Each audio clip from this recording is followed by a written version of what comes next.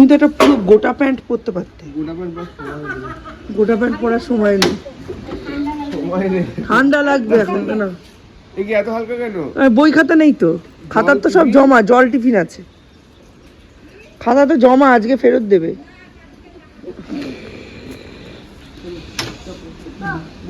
Stop. এই জন্য রোজ পাঠাচ্ছি না, পাগল। ক্লাস 1 থেকে মাঝে মধ্যেই 20 নম্বরের পরীক্ষা, 10 নম্বরের পরীক্ষা এইসব হতে থাকবে সেন্ট লুকে। তখন না পাঠালে আর কোনো উপায় নেই। এখন পাঠাবো না, এই নার্সারি কেজি। ডাল ভিজিয়ে রেখেছি, অল্প করে হলে না ধাপে ধাপে।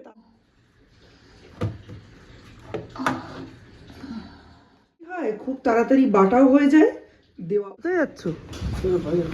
কি এত সকালে বাজার? শুক্রবার তো বসেছে, দেখো একটু কম বসবে আজকে, সাবধানে। ঘরে পুরো ফাঁকা, মাছও কালকে শেষ হয়ে গেছে, দরজাটা খুলে রেখে চলে গেল। আজকে ডিম আনবে রাতে, ডিমের যা দাম হয়েছে। আর মাছ রবিবার ছাড়া পসিবল না। দাঁড়ানো উফ, সৌর্যকে খালি পাঠিয়েছি খাতার জন্য। আর যদি পরীক্ষার রেজাল্টটা দিয়ে যায়, হাফ ইয়ারলি রেজাল্ট দিতে এত কোনো বছর সেন্ট লুক দেরি করে না। এই বছর মনে হয় আমার বোনের ছেলেদের পেয়েছে এই সোমবারে, এবছর করছে।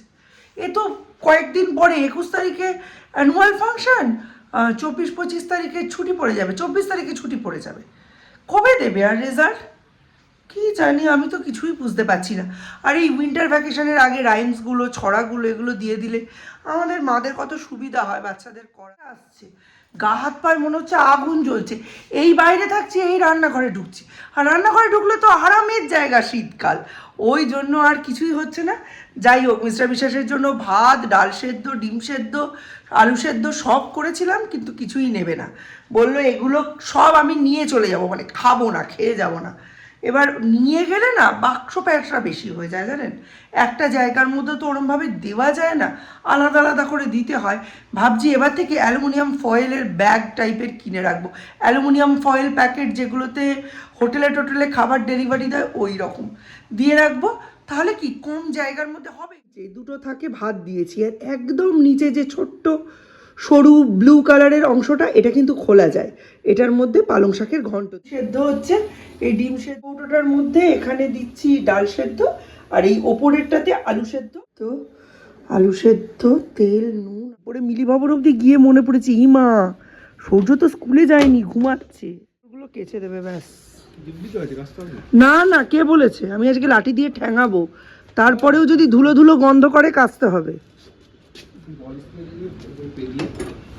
এটা ওয়াশ করার একটা পদ্ধতি আছে, নন বেঙ্গল।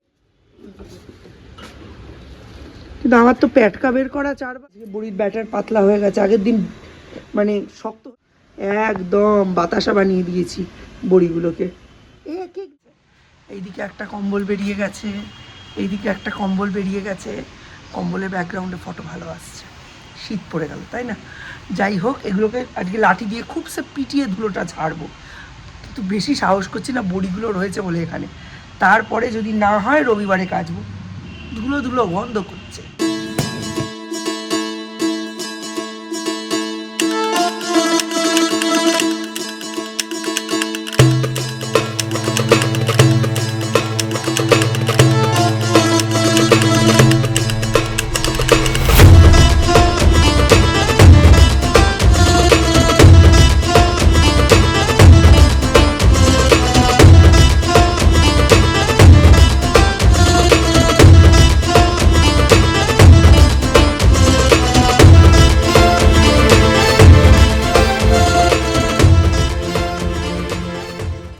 ওয়াশিং মেশিনে দিলাম, একটা দিলাম আপাতত, যদি ধোয়া হয় সৌর্যেরটা হবে, বাট এগুলো আদৌ হবে কি না আমি জানি না। একটু বেশি পরিমাণে জল টল দিয়ে দেখছি, এর মধ্যে ভিনিগার দেবো, বেকিং পাউডার দেবো, আর সার্ফ তো দিয়েইছি, দেখা যাক। হচ্ছে ভিনিগার, এই হচ্ছে বেকিং সোডা।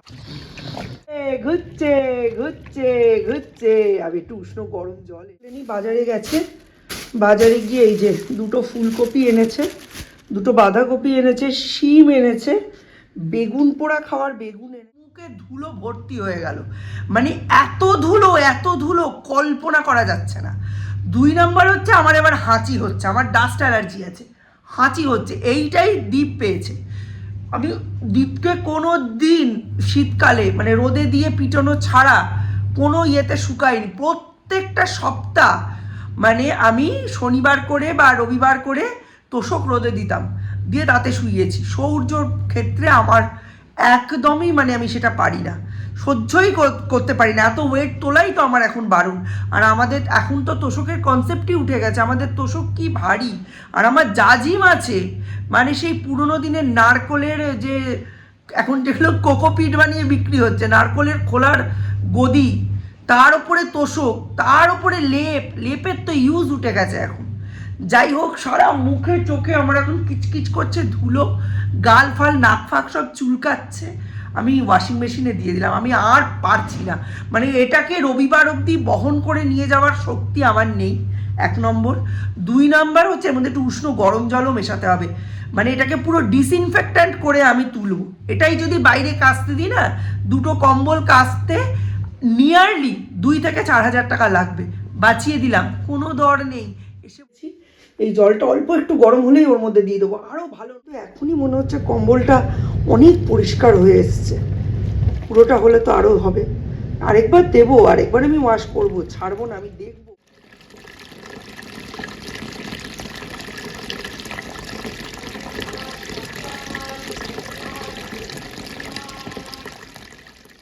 ঘুরিয়ে দিয়ে এখন বেরোচ্ছি, আস্তে আস্তে হয়ে যাবে।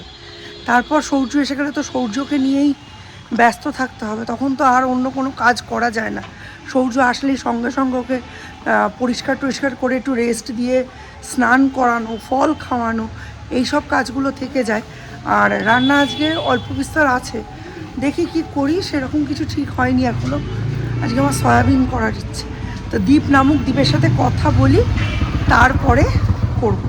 এখন আপাতত যাই, 10টা 7 বাজে, হয়ে গেছে টাইম। চল যেতে যেতে পার্সিয়াম দাঁড়িয়ে কত দেরি হয়ে গেছে। এখন সেটা রিহার্সাল যাওয়ার পরে মানে মেশিনেই ড্রাই করে নেওয়ার পরে এখানে মেলে দিয়েছি। ওখানে তো 60% মতো শুকোয়, বাকি 40% এখানেই শুকিয়ে যাবে। যতক্ষণ এখানে রোদ থাকবে আমার মনে হয় আজকে এটা শুকিয়ে যাবে।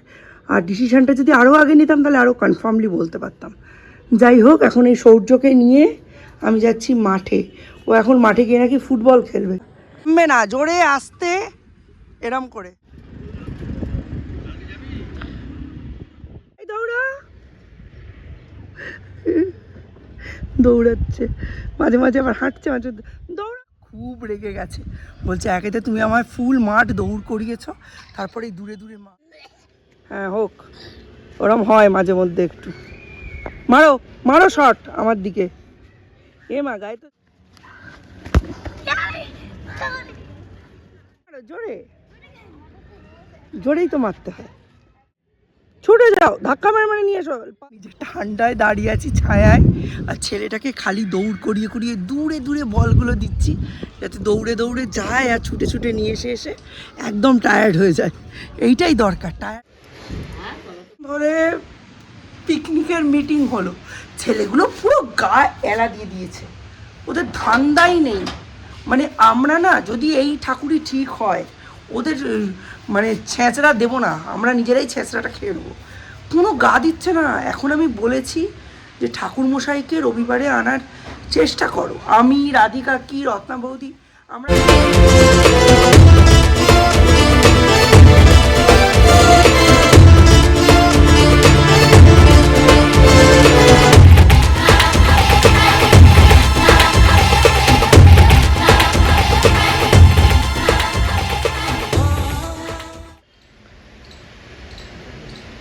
এছাড়া উপায় নেই, ওটা দড়িতে ধরে রাখতে পারবে না, বিশাল ভারী, দম বেরিয়ে গেছে।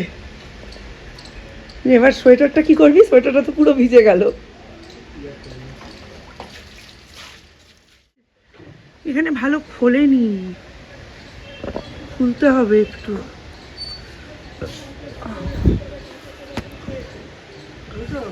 হ্যাঁ খুলেছি, ঠিক আছে, এমনি তোর রোদে দেওয়ার থাকলে সোয়েটারটা খুলে রোদে দিয়ে দে।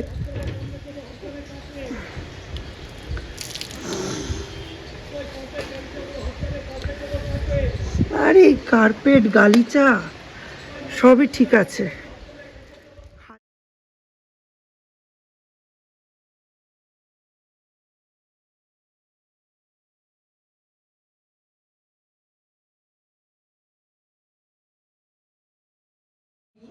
মানে আপনারা সকলে দেখেছেন বৃহস্পতিবার না শুক্রবারের ব্লগে, এটা অলরেডি একটা সেপারেট ব্লগ হিসেবে আমি পাবলিশ করে দিয়েছি। এত ভালো সুন্দরভাবে করছিল, আমার আর ওয়েট করতে ইচ্ছে করেনি। যাই হোক, এখন আমি ওদের সবাইকে নুডলস বানিয়ে দিলাম। 9টার সময় সব নুডলস খেলো, ওই জন্য ভাগ বাটোয়ারা করে দিই। 1 প্যাকেট বাড়িয়ে বাবা 2 ছেলেকে দিয়ে দিয়েছি। এখন চা বানাচ্ছি আমার আর মিস্টার বিশেষের জন্য, তারপর মিস্টার বিশেষ জিমে চলে যাবে। আর আমি এখানে রান্না বান্নায় বন্ধু, আজকে বললাম রুটি বেগুন পোড়া খাও, কারণ আজকে সকালে তো ভাত নিয়ে গেছে টিফিনে। তা বলছে রুটি বেগুন পোড়া শুধু খাওয়া যায়। আমি তখনই বুঝলাম খুব একটা ইচ্ছে নেই, বলে আলু চচ্চড়ি। ঠিক আছে, নাহলে আমি বলতাম যে ডিমের একটু কষা কষা করে তরকারি করি, তা বললো আলু চচ্চড়ি। ঠিক আছে,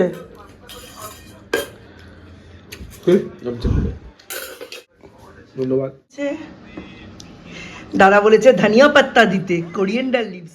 ডালটা ভিজিয়ে রেখেছি, এটা কাল সকালে বাড়বো। এখন এটা কম, দুপুরে ডাল রয়েছে, মাছ রয়েছে, তাই এখানে ভাত বসিয়ে দিয়েছি। ফুলকপি আলু ভাজবো, ব্যাস।